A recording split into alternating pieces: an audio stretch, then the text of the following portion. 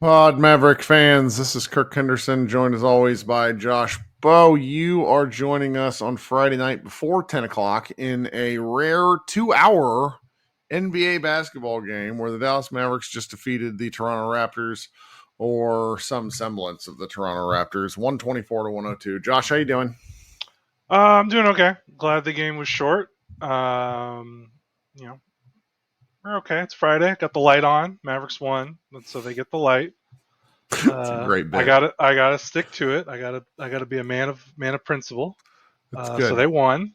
So they earned the light coming back on, and I don't know, man. We'll talk about this game as much as what do we got to get to for our our our our We'll get overlords? We there. have like 20 I got minutes. some other stuff to talk about before Okay. other than the game, but like the Toronto Raptors are disgusting. That lineup they rolled out was an affront to God and There is like everything if holy. they fall in the draft lottery, just remember this game that you saw. They've been doing this for weeks, and honestly, the lineups that they've been playing have actually been battling their asses off. And this team did the same. They're just not very good. Let's go through, just take a look at who in the hell they rolled out tonight, because I was just like, what is going on here? Sorry, it's this 8:30 game, 8:30 start time, East Coast time. All right. The Raptors rested RJ Barrett. They rested Emmanuel quickly. Like, what do these guys need rest for? Like, the NBA should find them. Like, they should flat out find them. They should. Brandon Ingram was out, but he's had a horrendous ankle sprain that he's been dealing with on and off the whole year. Jacoby Walter, who a lot of our people probably don't know, missed the game. Jacob Pertl missed the game with a MCP joint contusion. This was just gross. Like, and they're out there playing guys who was Eugene Omurori. God, I can't even say his name. He played like 10 seconds for the Raptors at the end of the game. Was he on our G League team for a while? The He was Mavericks. on. No, he was on the The Mavericks. We Mavericks. liked him. He was a fun little combo Yeah, from forward. from Oregon. Yeah, Yeah, I remember him. I liked him. He was interesting. They played a bunch of dudes I've never heard of, dude. plus Yeah, Scotty Barnes. It was ridiculous. they could only they suited up the league minimum 8. They only Mm-hmm. played 7 because Chris Boucher was not actually healthy enough to play, but they had to Mm-hmm. suit him up or they would have forfeited the game. So they only played 7. Of the Mm-hmm. 7 players they played, 3 of them were undrafted players and 2 of them were second round rookies. Mm-hmm. That's 5 of the 7, I mean, basically. if you're gonna tank this hard, former Maverick AJ Lawson played 32 minutes, showing why he got a contract despite being like a skinny 6'4.5" guard. He had 10 rebounds to lead the Raptors. I mean, the Scotty Barnes, the world's biggest, or the most. He's probably the player, in my opinion, who I just can't believe somebody paid him a max.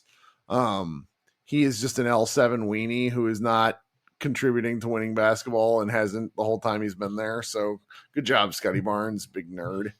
But the Mavericks, having precisely nothing to play for, in funny fashion, there was a kind of an internet thing today where if a couple of other teams lost and the Mavericks lost as well, there's a chance for one, and the Mavericks lost. There's a chance for the Mavericks to slide to kind of the 11th worst lottery odds. That just, with some of these teams as they're playing, like the Mavericks could lose to Memphis on Sunday. And I guess there's still a chance for I honestly, I'm done paying attention No, to there's this. You know what I mean? don't. Yeah, don't just don't. Yeah. Yeah. They're locked. They're either the 9th or the 10th seed. That can't change. Yeah. Their You know, odds in the lottery could shift just yeah, so, but but like I'm not going to pay attention until it's over. no, and I'm not trying to rain on people's because I know you love the draft, and I don't Mhm. want to rain on people's love of the draft, but I would not get excited about the draft until it is opening night of October and that draft pick is suited up and active in a Mavericks uniform, because who knows if that draft pick will make it to the Mavericks roster, by the Yeah. time next season starts, just with the way things are going. For sure. Who else played well? Oh yeah, Anthony Davis. Congratulations. His fourth career triple double, a near quadruple double, honestly. First player in, I think, first player. Some I don't know. I think someone tweeted at me, first player in NBA history to have a triple double with 7 blocks. I Like think, or like a something like score. It's like one of those weird where scoregami yeah things he where yeah it's he hit one of those marks that's never been hit before. yeah. Yeah. So anyway, he had Or 23 points, third time in league history. Sorry. 23 points, 13 boards, 10 assists. They were really hunting that last assist for a while, which a lot of his others just kind of came within the course of the game. Yeah. Plus 21. But Yeah. again, like I mean, they're playing they're you know dude. they're playing JJ Redick's old he's playing plumbers. Jonathan And Mockbo was the starting center for right. Toronto. So I mean it's just Yeah, I already kind of did it in the recap. I have a lot of Anthony Davis thoughts. I'm going to save them for maybe later, but no, we won't even acknowledge it. It's just if he like I'm glad for his they took care of business. Congrats, but yeah. maybe save a little bit of that for, let's see. Let's roll that out in a game that matters because so far he's played well against Atlanta and against Toronto and Houston for half quarters. The game. Yeah. Yep. All right. Who else played well? I don't know. I mean, this game was largely about getting through it alive. I just didn't see anything in this game. Like, if we're going to be doing stuff like this, I want to see interesting things, and I'm not. And that's annoying. You can't in a game like this. Like, it's not even the Mavericks' fault. Like, the Raptors played maybe one of the worst NBA lineups I've can't let Derek Lively do anything weird. Yeah, maybe let him shoot some threes in this game. But yeah, just do something. Yeah, they did some big pick and rolls with Davis. Yeah. That's why he got the 10 assists. But again, do it against the Clippers. Sure. Like, do it against the do it against the Lakers. Like, that's why. Yeah, it's true. I think you got to maybe roll it out, practice a little bit. That would have been fun. Yeah. Brandon Williams was Brandon Williams' first game back. That was notable. I think Caleb Martin doubled his Maverick career total in 3-pointers by hitting 2. He did. Yay! He also had 2 turnovers, which is very funny. Yep. We saw a Dante Exum sighting. That was interesting. I mean, he was questionable last game, but we didn't really talk about him because he didn't play at all. That was fun. Brandon Williams, first game as an official Dallas Mavericks member instead of a 2-way contract guy. My understanding, and this could not be the case, is that he is signed for these last 2 games. He'll be part of the play-in roster. And then I think he's signed for a couple of games like next year. I don't think his contract is real for next year, which is a little annoying to me because as what we'll talk about a little bit more in the second half of the show, Dallas needs guards. Dude, you can make a case right now, before their offseason starts and whatever offseason moves they make, he might be their best starting point guard when opening night. And I would prefer him to some of the free agency options that are going to cost more money. Like he's the devil I know, and he's not a devil. That's not what I mean. It's just he's a person where the Mavericks are familiar with. Yeah, he comes out, he plays his ass off. He had 7 of 8 shooting tonight. He had some really sloppy turnovers, but he's not played in the NBA in 2 weeks because they didn't have any more availability for him. Just kind of looking at the rest of it. It's they did what they needed to do. Yeah. Jaden Hardy played 8 minutes after being sidelined with that nasty ankle sprain. Hope he's okay. Yep. That's just kind of like, it's like all you got for this game. Nobody got hurt, and that's what you look for, right? Right. Yeah. They just needed no one get hurt and don't take care of business. Even though they could lose these games and it doesn't really change much. The outside chance of them being able to host the 9-10 game, Matt, that does kind of matter. But in the grand scheme of things, you're going to go on the road and play a good team if you get through the 9-10 game. So, right. And the Mavericks, you don't hang banners for winning a 9-10 game. Yeah, it ultimately doesn't matter because they're a half game back behind Sacramento. So Sacramento has 2 games left. The Mavericks have 1. If Sacramento loses, if they lose out and the Mavericks win out, they'll get 9. Yeah. And they're playing the Clippers right now. And they play the Suns. And then they play Suns, yeah. So it's they're like going to win. Anyway. Okay, so here's what we're going to do, guys. We're going to insert some ads, or I'm going to try to insert some ads. And then Josh and I'll be back for the second half of the show. Thank you guys for who there have been lots of people who've reached out to let me know that kind of ad insertion isn't happening. We're onboarding with a new company. Odyssey is our host, and they're helping us through this. I've made them aware of it. But we're going to figure it out. We're going to put in some ads here, and then Josh and I will be right back.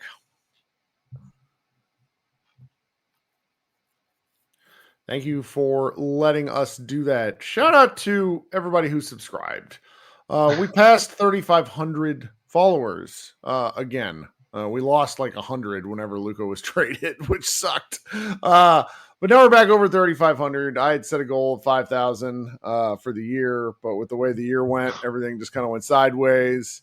It is what it is. You know, we're doing our little bit by bit, and we're going to see how we go. We appreciate everybody who has stuck with us. And we will see, we'll see where it goes. We had 0 comments on the Mavs Moneyball game thread, which I've never seen that before. And I've been on the site since 2011. I think you officially joined 2012, 2013? Early 2013, yeah. I don't think I ever remember a game thread have 0 comments. No, nobody was watching this game. I mean, and it's funny. I was talking to my friend Anthony Irwin, who covers the Lakers. And he told me he's just like, and he's a Lakers guy. So Lakers guy, you could put out slop every day and you'll get followers. He was like, he's kind of made, this is his job. And he told me, he's like, I've just made the executive decision that I'm not going to record on Friday or Saturday night unless the game is good, because it's not worth my time. And that is sort of how I felt about tonight's Raptors game in terms of that game thread, where it's just like, nobody's going to come to the site. What are you going to do? Well, I got a couple of things that I wanted to talk about past this game. Do you want to talk about anything else related to the game?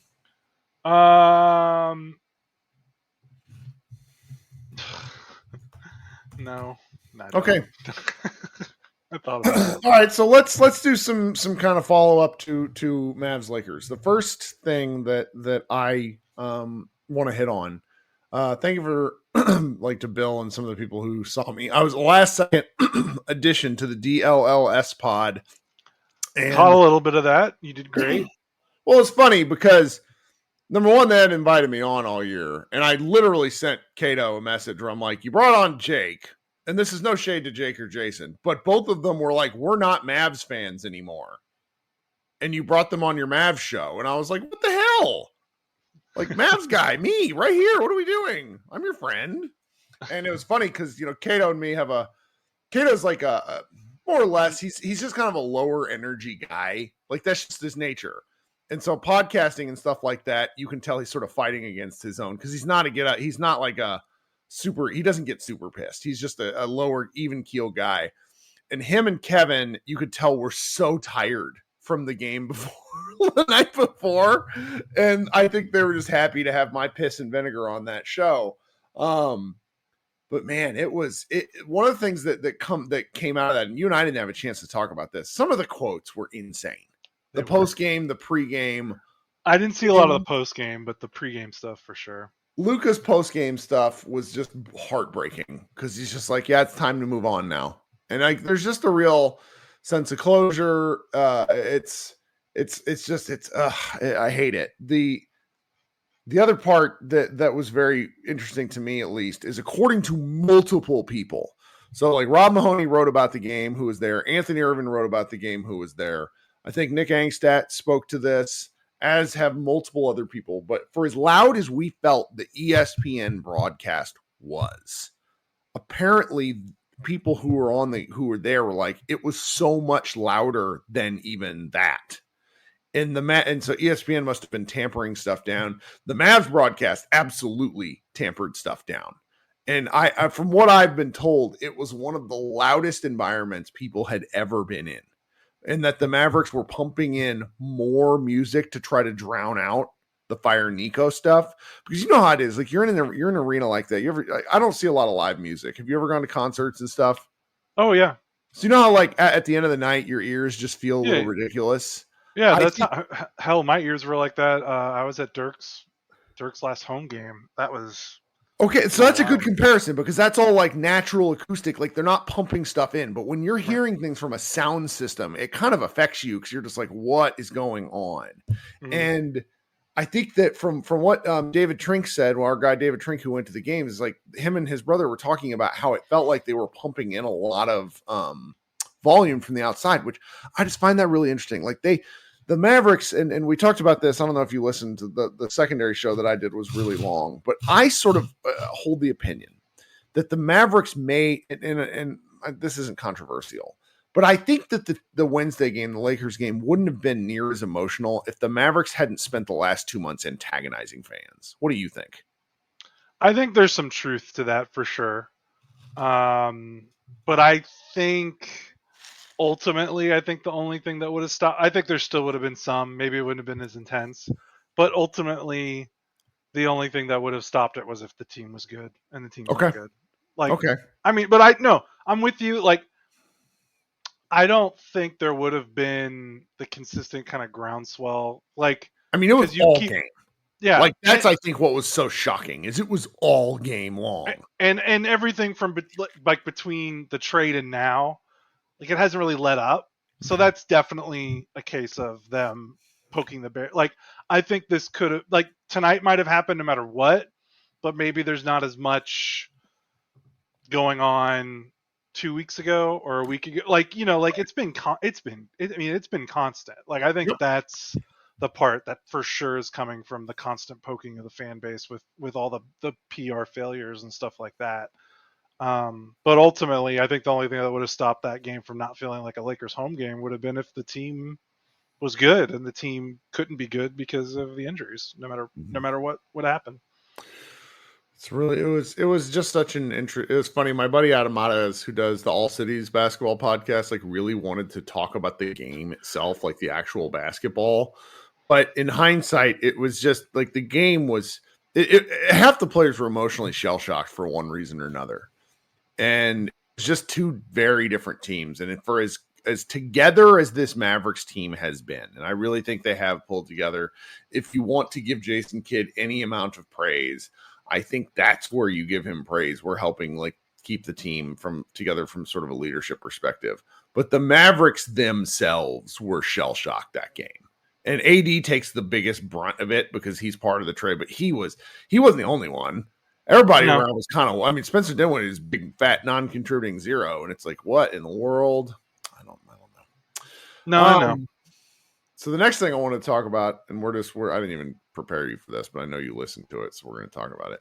I think one of the reasons I got into this and wanted to have a voice in the Mavs community is I felt that the local legacy media sphere was way too fucking friendly. Like press, more or less, as I have been brought up upon it. Press is supposed to be maybe not always adversarial, but you're not supposed to be friends with the subjects you're covering, right? No, And that's right. in sports, it's really easy to fall into that trap. And Because it Cuban, doesn't matter it doesn't in matter. a grand scheme. Like when we talk about the games, obviously there's stuff in sports that does cross over, but Sure. that the games part, yeah. Well, and Mark Cuban, former Dallas Mavericks owner, Jerry Jones to a lesser extent until he realized it's much better if people are angry. Mavericks owner Mark Cuban was a really good person at making friends with just about every media member. Like people like him. Dalton Trigg, I used to tease him relentlessly. He would go to Cuban for every fucking comment he could because Cuban would give it. So people like, and they want that feedback. Where I always felt I was just like, guys, he's using you. He is, and that's what he was. It was a symbiotic relationship.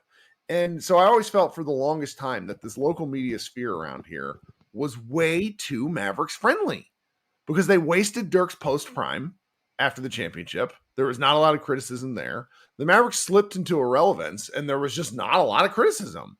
And then you get Luka, and then immediately with Luka, they start making pretty bad decisions. I mean, we've covered all this. Like it's part of how we, I think, rose in some level of popularity. And so yesterday, this all brings me to yesterday, and obviously this isn't the first time this has happened, but it's the most recent, loudest time. And I gotta praise both parties. Bob Sturm of the Ticket had Mark Followill on for a significantly longer segment than what I heard. I only heard 10 minutes. But summarize the segment for us, Josh. I've been talking for like 5 solid minutes. Oh no, it's good. And for those that don't know, the Ticket is the big Dallas Fort Worth sports radio station. Very popular. They're very, very popular. Been around for I think 30 years now. I can't remember. Yeah, it sets the table for a lot of local, like people that aren't online. Yeah, for sure. Very, very much a big cultural influencer in sports and DFW. Yeah, I mean the segment that what I heard was because Follow has a weekly segment, I believe, with them during the season. And Bob was very much, shared a similar opinion, I think, that other people, I don't think he was unique in this opinion that the video tribute that the Mavericks played before the game tipped off, before Luka got introduced, was very weird in the sense that, the team traded him and also talked mess about him out the door through leaks. And then to go ahead and then do a tribute video, like, it just presented this awkward thing because the tribute video it's like, well, you traded him, like the team did, not the people that made the video, not the people in charge of all that and game ops, but like the leadership traded him and then presumably signed off on a tribute video. And it just felt very like a little hypocritical, it was Bob's point, and it just felt weird. And then Mark Followill's point was, the people that made the decision to trade him have nothing to do with the video. The video was made by a bunch of hardworking people that, are just as hurt probably as all the fans and local media are. And they're just trying to do their best. And of course, if there wasn't a video, there would definitely be criticism there. Why didn't you make a video? How dare you? Absolutely. And he's absolutely right, in my opinion. Yeah. So totally, it kind of felt like, it made for good radio because they both got pretty intense in ways that, like, I've known Mark for a while. I've met him in public a couple times. It's been a while since I last seen him in public, but like I've followed him for a while. Sure. I don't think I've ever seen him that heated in a public media scenario before, or at least since he's become a Mavericks broadcaster. I know he had a radio career before he became a Mavericks broadcaster, so it might be missing something. But he's been, he's pretty calm, cool, and collected when he's doing media hits or interviews and things like that.